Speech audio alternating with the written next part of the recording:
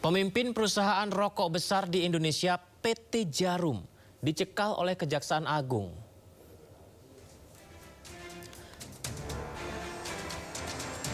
Kami dapat informasi pemirsa, Direktur Utama PT Djarum, Victor Rahmat Hartono, menjadi salah satu dari 5 orang yang dicekal Kejaksaan Agung ke luar negeri.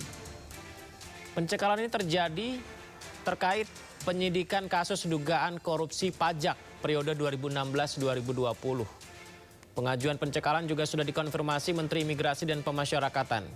Kasusnya dinaikkan ke tahap penyidikan, di mana penyidik tengah mengumpulkan bukti memperkuat dugaan pidana dalam kasus pajak ini. Petugas membenarkan ada tindakan hukum saat menggeledah di beberapa tempat dan para tersangka diduga melakukan tindak pidana korupsi memperkecil kewajiban pembayaran perpajakan perusahaan.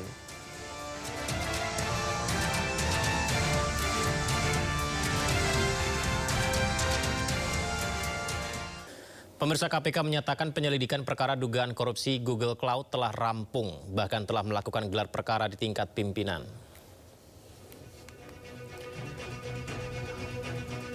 PLT Deputi Penindakan dan Eksekusi KPK Asep Guntur Rahayu mengatakan, tersangka dugaan korupsi Google Cloud tidak berbeda jauh dari tersangka dugaan korupsi pengadaan Chromebook di Kejaksaan Agung. Salah satunya Nadiem Makarim yang saat itu menjabat Menteri Pendidikan, Kebudayaan, Riset, dan Teknologi. KPK memastikan tidak akan menangani perkara dugaan korupsi Google Cloud.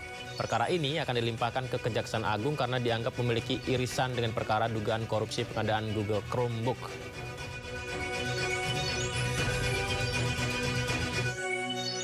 Ya, yang sama itu NM, kemudian staf susnya. Yang berbeda, ada yang berbeda karena pengadaannya itu bukan kalau tidak salah yang Chrome itu ada di Dirjen Sekolah Dasar ya, apa gitu, saya agak lupa tuh. Kalau nanti dicek ya. Nah, ini berbeda yang pengadaannya. Gitu. Nah, tapi sebagian besar itu sama. NM, kemudian siapa namanya? Statusnya itu yang belum JT, itu JT, Turistan dan ininya bersama. Jadi ada yang beda, tetapi secara keseluruhan ya. Jadi perkaranya sudah selesai, sudah diekspos untuk naik ke penyidikan. Makanya dibilang itu akan kata Pak Ketua kan akan diserahkan gitu. Jadi prosesnya nanti setelah ini dinyatakan naik ke penyidikan, kemudian kan saat penyerahannya itu pada saat penyidikan. Sudah penyidikan, nanti dibuka, terus nanti kita serahkan. Tentu yang diserahkan apa kan gitu. Kan Bapak belum nyita, belum apa. Jadi yang diserahkan adalah keterangan-keterangan kita miliki, kemudian dokumen-dokumen yang kita miliki, yang diperoleh pada saat penyelidikan. Di mana ada beberapa juga yang secara sukarela mengirimkan dokumen dan lain-lain kepada kami, kepada penyidik. Nah, dokumen itulah kemudian juga keterangan-keterangan yang diperoleh, berita acara permintaan keterangan. Nah, itu yang akan kita serahkan kepada penyidik di Kejaksaan Agung. Berikutnya kita ke Lampung, pemirsa. Ribuan pil ekstasi ditemukan di dalam sebuah minibus yang ringsek di Lampung. Diduga pengemudi melarikan diri setelah kendaraannya mengalami kecelakaan dan meninggalkan 6 tas di dalam mobil berisi obat-obatan terlarang.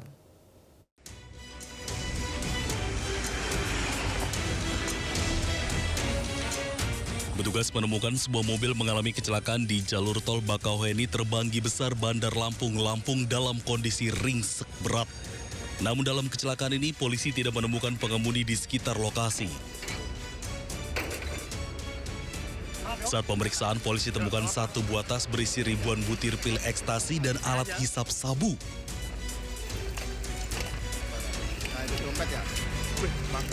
Saat menyusuri sekitar TKP, petugas kembali menemukan 5 tas lain yang juga berisi ribuan butir pil ekstasi.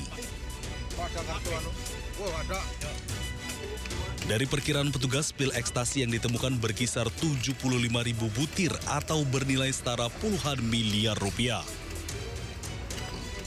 Karena kita nggak menemukan lawannya dan juga nggak menemukan korban lakanya. Udah ada meriksa CCTV gitu, Bang? Udah. CCTV juga udah kita pegang tapi nggak terdetek karena dia jaraknya jauh, lokasi juga kurang pencahayaan. Seluruh barang temuan langsung diserahkan kepada Direktorat Reserse Narkoba Polda Lampung. Guna penyelidikan lanjutan, selain ekstasi, petugas juga melacak pengemudi mobil yang diduga kabur setelah kecelakaan. Dari Bandar Lampung, Andres Afandi, iNews melaporkan.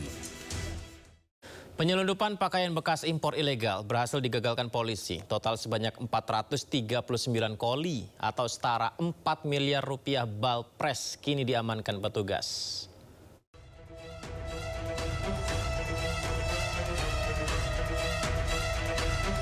Di Treskrimsus berhasil menggagalkan penyelundupan pakaian bekas impor ilegal.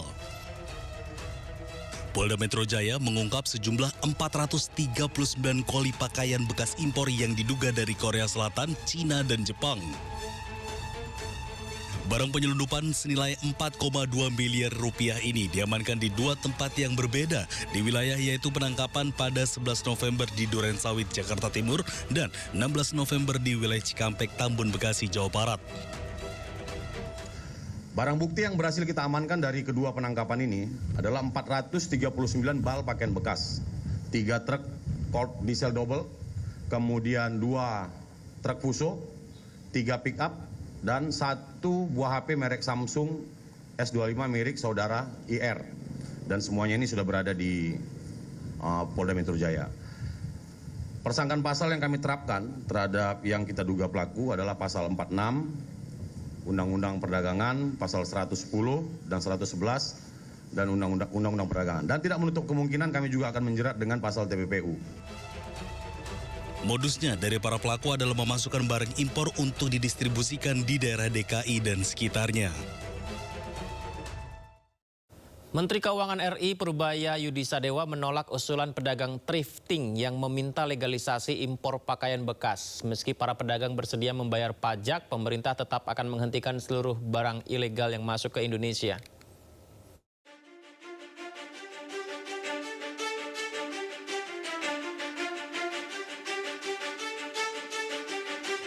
Menteri Keuangan RI Purbaya Yudi Sadewa tegas tolak permintaan para pedagang thrifting yang bersedia bayar pajak asal barang bekas itu boleh masuk ke Indonesia. Purbaya beralasan larangan tersebut sesuai dengan aturan yang sudah dibuat sebelumnya. Tertuang dalam Peraturan Menteri Perdagangan Nomor 40 Tahun 2022, di mana melarang barang impor pakaian bekas untuk melindungi industri dalam negeri dan UMKM. Tanggapan saya nggak perlu dengan bisnis thrifting. Yang saya kendalikan adalah barang ilegal yang masuk ke Indonesia. Saya akan membersihkan Indonesia dari barang-barang ilegal yang masuknya ilegal. Thrifting kan kalau barang bekas kan dilarang kan, sudah jelas itu ilegal. Jadi nggak ada hubungannya bayar pajak apa nggak bayar pajak, itu barang ilegal. Menurut Anda apa? Kalau saya menagih pajak dari ganja misalnya, apakah jadi barang jadi legal? Kan enggak. Kira-kira gitu Pak padanannya. Sebelumnya, dalam rapat dengar pendapat bersama Badan Aspirasi Masyarakat DPR RI kemarin Rabu, perwakilan pedagang thrifting Pasar Senen, Rifai Silalahi, meminta usahanya dilegalkan. Memang masuk ke Indonesia hampir semuanya dipastikan ilegal. Masuknya Pak. Jadi sebenarnya kita berharap masuknya ini, barang thrifting ini sekarang bisa dilegalkan, kita mau bayar pajak. Yang utama itu, kita mau bayar pajak. Karena selama ini Pak, masuknya barang ini secara ilegal ke Indonesia, itu hampir ratusan miliar setiap bulan. Biayanya hampir ratusan miliar setiap bulan, masuk secara ilegal. Jatuhnya ke oknum-oknum. Mereka pun siap membayar pajak agar bisa beroperasi secara legal. Sementara itu, dalam rapat tersebut, Rifai juga mengklaim adanya pembayaran suap pada oknum pegawai Direktorat Bea dan Cukai guna meloloskan pakaian bekas impor ilegal masuk ke Indonesia. Selama ini, para pedagang membayar ratusan juta rupiah per kontainer ke oknum petugas di pelabuhan. Tim Liputan iNews melaporkan. Pemirsa, salah satu kandidat pelatih Timnas Indonesia Senior, Timur Kapadze, sudah mendarat di Jakarta. Pelatih asal Uzbekistan itu ikut ibadah sholat Jumat di Masjid Istiqlal.